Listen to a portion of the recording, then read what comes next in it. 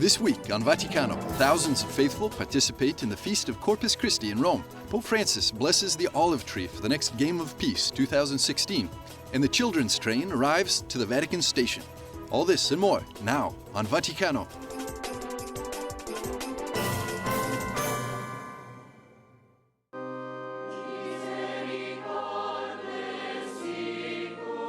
This year, on Thursday, May 26, the Catholic Church celebrated the Feast of Corpus Christi.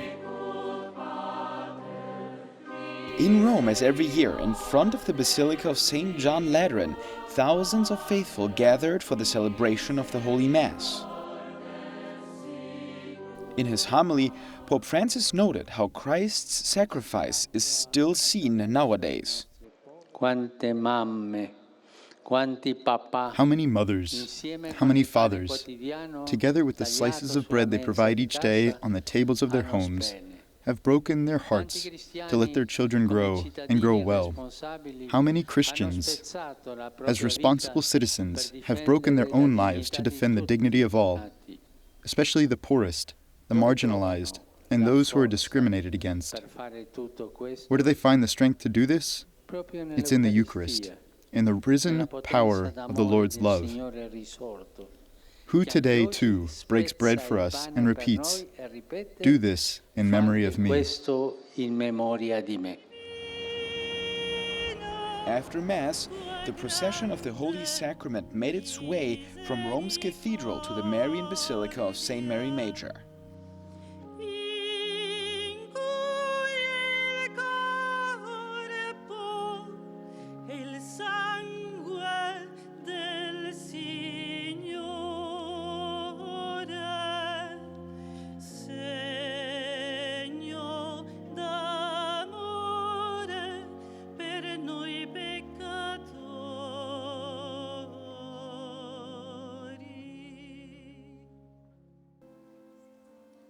There, Pope Francis awaited the arrival of the procession for the final blessing.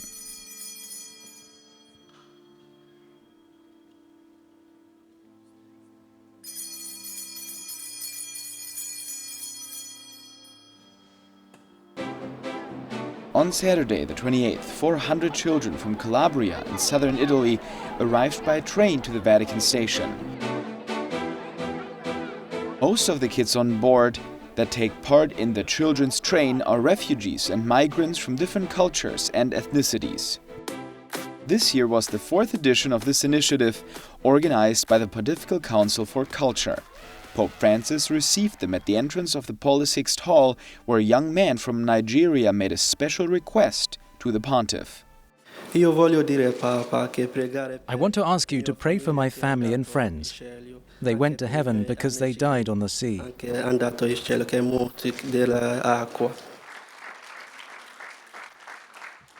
Then the children shared with Pope Francis some pictures that were inspired by this year's slogan, "Brought by Waves." On Sunday 29th, Pope Francis blessed an olive tree that is supposed to be planted in the next Match for Peace on July 10th in La Plata, Argentina. He did it in the closing ceremony of the 6th World Congress of Scholas Occurrentes that brought together 400 representatives from 190 countries. The International Organization of Pontifical Rights, Scholas Occurrentes, was approved in 2013 by Pope Francis himself and is present in 82 countries, creating a network of over 400,000 schools. The foundation connects technology with arts and sports in order to promote social integration and the culture of encounter for peace. For the event, the Holy Father shared a private moment with 12 young YouTube experts from 5 continents, answering their questions. He did it again during the closing ceremony. Young people asked how to build a better world. Cada persona sea reconocida en su identidad, pero la identidad no se da si no hay pertenencia. Procurar dar pertenencia. It's that each person is recognized in his or her identity. But there is no identity if there is no belonging. There must be belonging. And one of you asked me, if a young man or a girl does not belong to something, how can I help him or her? At least offer him or her virtual belonging. But he or she must feel it. And then he or she will have identity. However, a person without identity doesn't have a future. Therefore, it is urgent to offer membership of some sort. But they must feel that they belong to a group, to a family, to an organization, to something, and that will give them identity. Identity, belonging. And also this, the language of gestures. To have the courage to have the language of gestures. Sometimes we like to talk and talk. Sometimes the language of gestures is different. Talking alone is not enough. We can fall into the syrup of the beak, and this doesn't work. We need the language of gestures, which sometimes is a pat, a smile. I liked what you said. No one takes this smile from me. A smile that gives hope, to look at the other's eyes, gestures of approval or patience, of tolerance, gestures. Put aside aggression, bullying. Bullying is something else. Bullying is an aggression that conceals profound cruelty. And the world is cruel. The world is cruel, and wars are a monument to cruelty.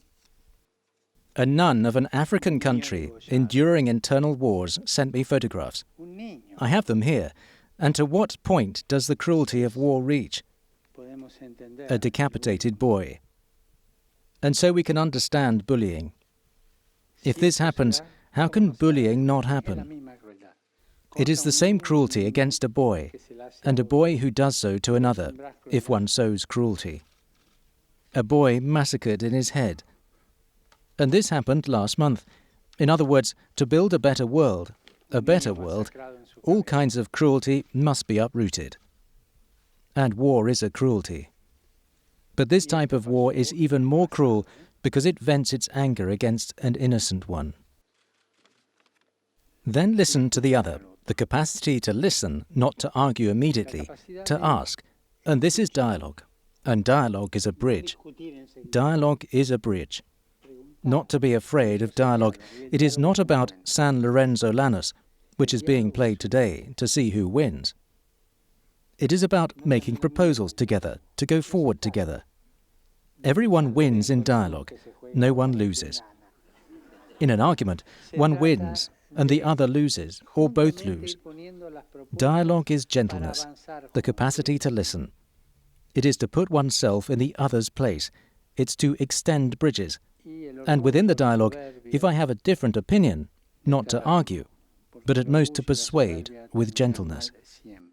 As you see, they are all the forms of conduct that came out in questions you asked. And pride, arrogance must be uprooted, because pride and arrogance always end badly. Pride ends badly. In other words, I would answer the question, how to build a better world, by following that path. Our world needs to lower the level of aggression. It needs tenderness. It needs gentleness. It needs to listen. It needs to walk together. Otherwise, all these things that are happening today, because all those attitudes I mentioned, are lacking.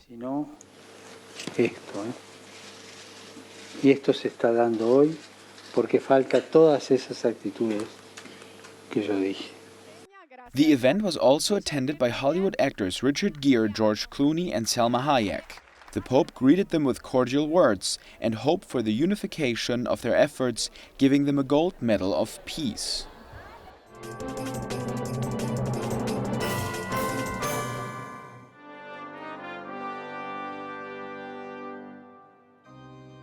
From May the 27th to the 29th, the Jubilee of Deacons was being celebrated in Rome. This encounter was part of the events for the extraordinary Jubilee of Mercy.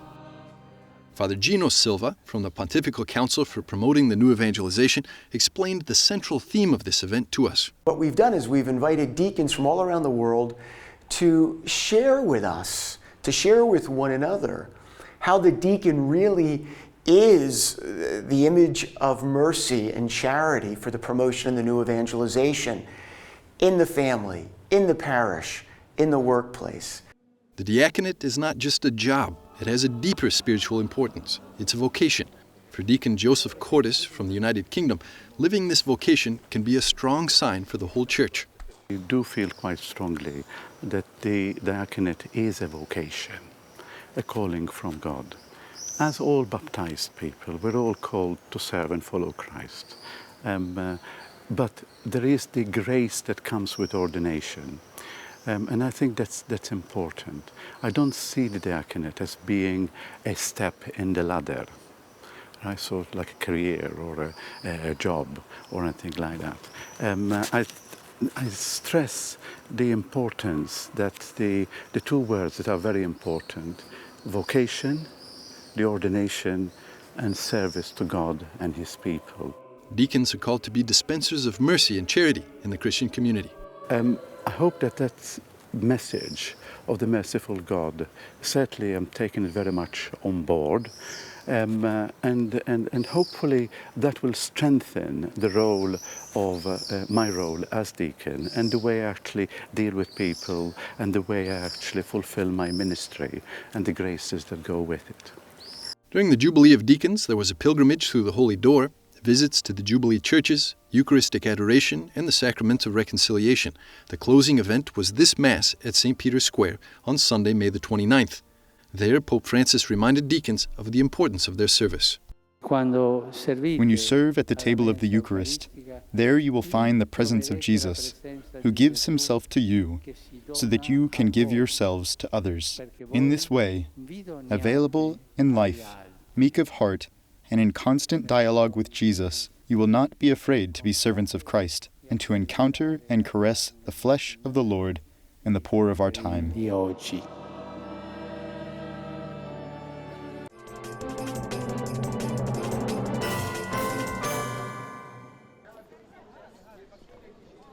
Here in Istanbul, Turkey, in May, the first ever World Humanitarian Summit brought together 9,000 participants from 173 UN member states, private sector representatives, civil society and non-governmental organizations.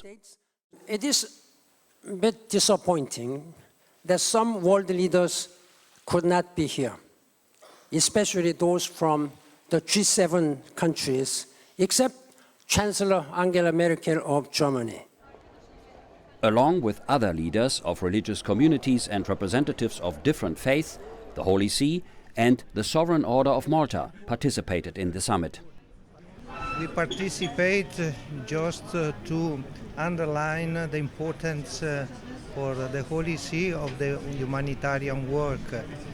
And the priority, I think, is first of all to put at the center of every humanitarian action the human person.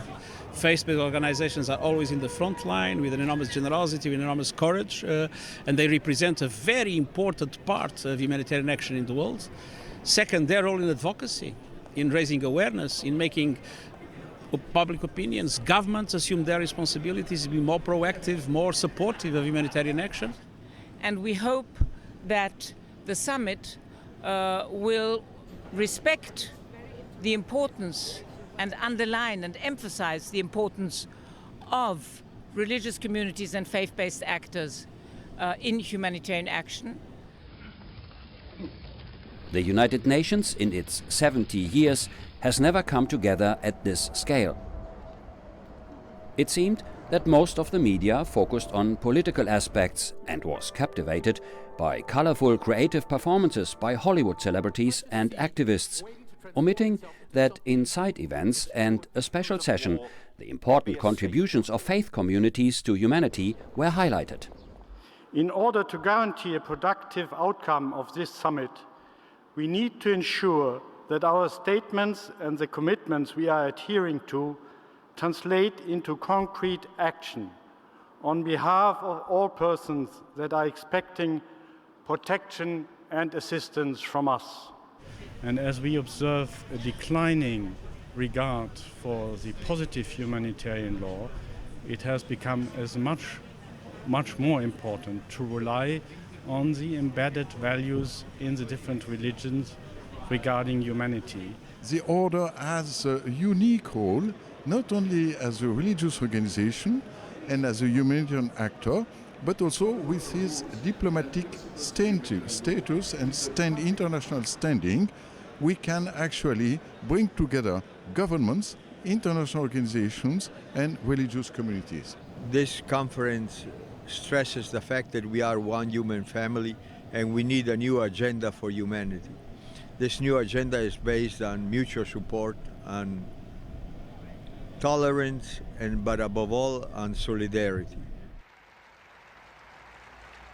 Domani inizierà a Istanbul, in Turchia.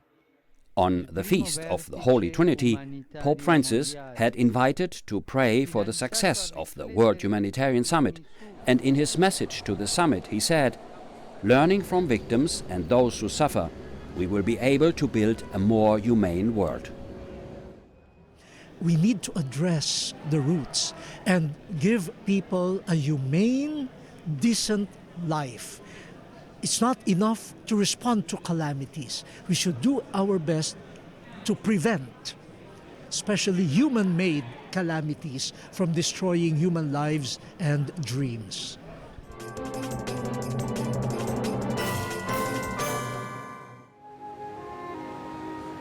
The next World Meeting of Families will take place in Dublin, Ireland in August 2018. Pope Francis confirmed the theme for it last week, Joy of the World, as well as the exact date. The celebration will be held from August the 22nd to the 26th. The theme was presented by Archbishop Dermot Martin of Dublin and Archbishop Vincenzo Paglia, President of the Pontifical Council for the Family, in a Vatican press conference. The question that was left unanswered is if the Pope himself will take part in the meeting.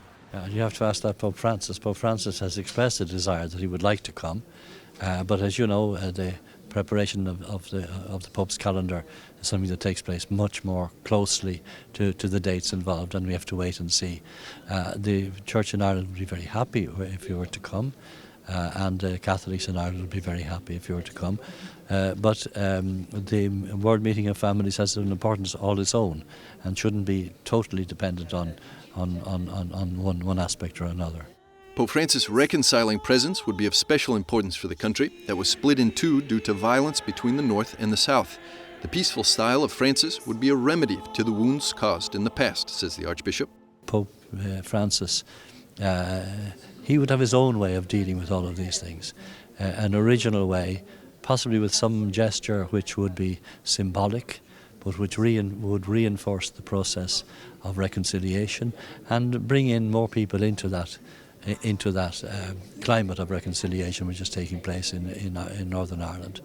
The Archbishop explained that as a guideline for the work with the family, the document Amoris Laetitia that was published after the Synod will be implemented. He mentioned specific areas that need improvement. I think we have to first of all, to renew very strongly our whole pastoral care of family, our whole Christian education and catechesis on the family, and above all, we have to restore confidence among families that the joy of living the gospel in their family is something that is difficult, many challenges, it's worthwhile. They'll have to do it in a culture which is changing. They'll have to do it in an economic situation which is very precarious. But I believe that it will be possible to do that, and that that would be a great contribution actually to the stability of society. None of us would be here today were we not the beneficiaries of families who loved us and gave themselves for us. And I hope that that brought satisfaction to my parents, for the way, but that's what life is about. The World Meeting of Families was created by Pope St. John Paul II as an international event of prayer, catechesis, and celebration in 1994.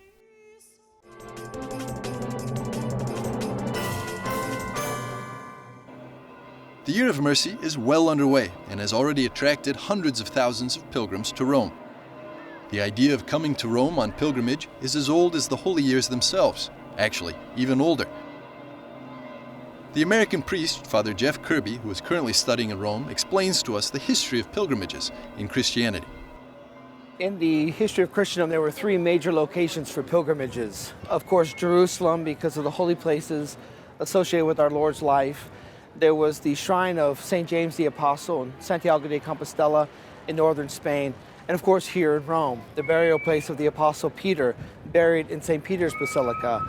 And so when the pilgrims would come here to Rome, they would often come from different areas, and as soon as the first one saw the city of Rome, he would yell out, Ecco Roma, behold Rome, the holy city. And they would enter and they would go through what's called the Via Coronari. And Coronari is an old word. It means rosary makers. They would pass through that way and slowly make their way to this last leg, to this bridge of the angels, the holy angels. And they would cross over the bridge.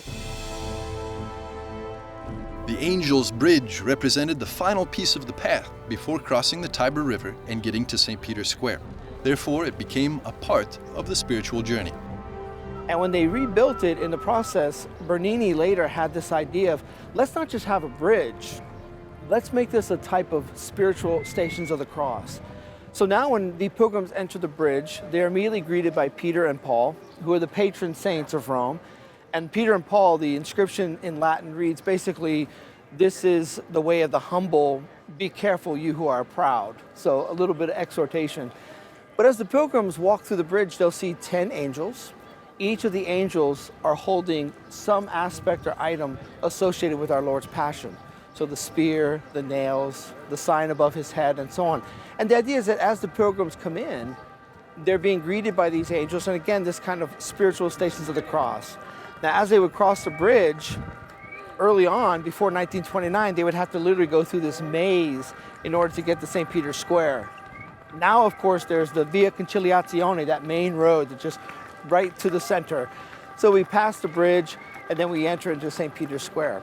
Father Kirby also explains the particularity of today's pilgrim in Rome in this Holy Year of Mercy. Now, what's interesting is during this Jubilee year, pilgrims are still walking. Pilgrimages are about walking.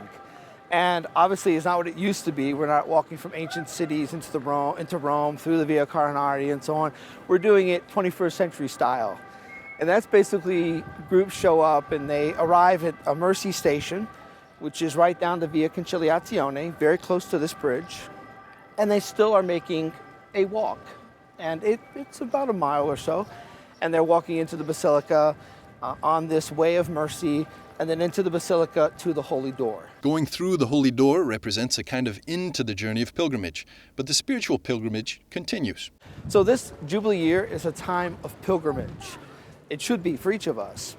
And during this time of pilgrimage, we can also realize that as we journey in faith, God is journeying with us.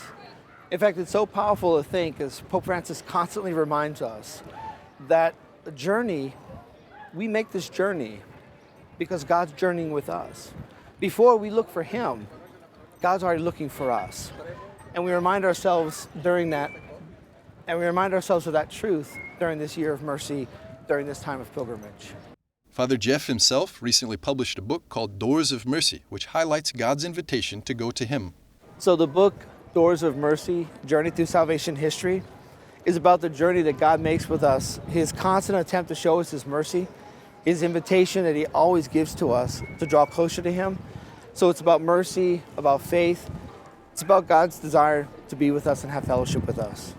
For those who cannot make it to Rome, there are holy doors set up in all the dioceses of the world, also in hospitals, prisons, train stations, and more.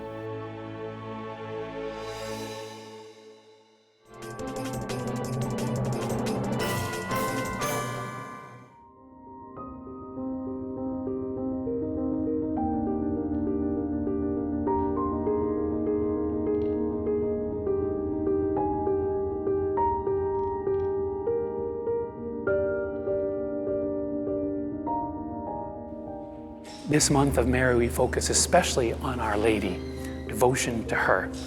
And we're in front of a painting from 1375, the year that ended the 100 Years' War between France and England. In that year, they painted in Florence this beautiful image of Our Lady, which highlights three aspects of our devotion to her. First is how she is the Mother of God, and yet also our Mother. We see that she's standing firmly on the earth. In fact, you see her, what could look like a rug is actually the Byzantine beginning of the Renaissance approach to painting nature. She's standing in a field with flowers.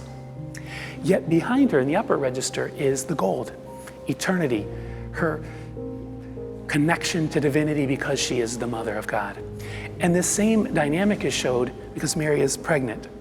She has the Son of God in her womb, and very clearly pregnant, almost more than in any other painting we have in the Vatican painting gallery. We see Mary maybe in her 8th or 9th month with Jesus inside of her. What's interesting is this is a tabernacle piece, a piece to be placed on the altar, but not just on the altar, over the tabernacle. So there, for the faithful watching the priests celebrate Mass, they see very clearly that the tabernacle, which holds Jesus Christ sacramentally present, body, blood, soul, and divinity in the Eucharist, placed in the tabernacle, is also something that we've seen before. In Mary, the Mother of God, pregnant with the Son, is the first tabernacle, the Ark of the Covenant, which holds the words spoken by the Father in her womb. And then lastly, we see Mary's power. Around her are what's called 6 virtues. And the one on the lower side, we see Mary standing on top of the devil, the dragon. She's holding a sword and piercing the back of his head. Mary, who's victorious over the devil with her yes, when she accepted with her fiat to be the Mother of God, to have the incarnation happen in her heart, her mind, and her faith, and then physically in her womb, Mary becomes the Mother of God. She conquers the devil and crushes him. So these elements of our faith in Mary, our devotion to her, are present in this painting, and may they inspire you to live a month of May devoted to the Mother of God. God bless you.